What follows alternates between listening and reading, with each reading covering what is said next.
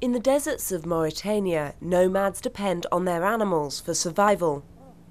When herds are threatened, so are the livelihoods of thousands of nomads. I remember clearly 2004 when the locusts came. Huge swarms of them caused heavy damage to the grazing areas, and that affected my livestock and daily milk production. My family suffered a lot during those days.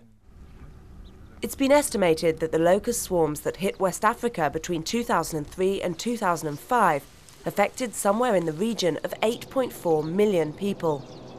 More than 80% of crops and between 1 and 2/3 of all grazing lands were devoured by the locusts.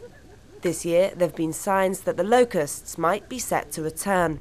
We fear the next rains because during the springtime rains, the locusts reproduce in the north of the country. They are hard to control because the desert is so vast. It spans from northern Mauritania to southern Morocco and southern Algeria.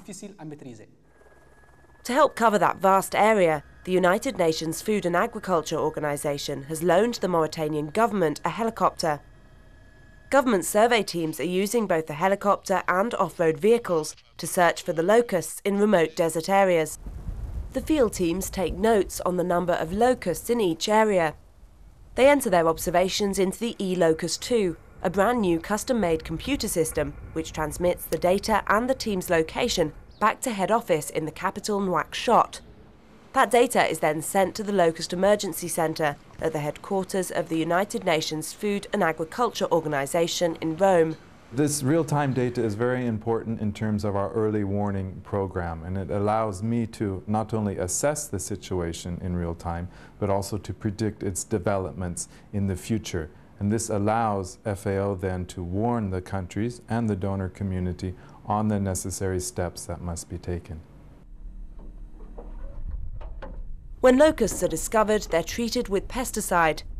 A field trial is currently underway in Mauritania to test the effectiveness of a new biopesticide known as green mussel. Though more expensive and slower to kill the locust than the traditional chemical pesticides, green mussel doesn't raise the same concerns for human health and the environment. The benefit of green mussel is especially environmental. It is specific to locusts and grasshoppers, and it doesn't kill anything else.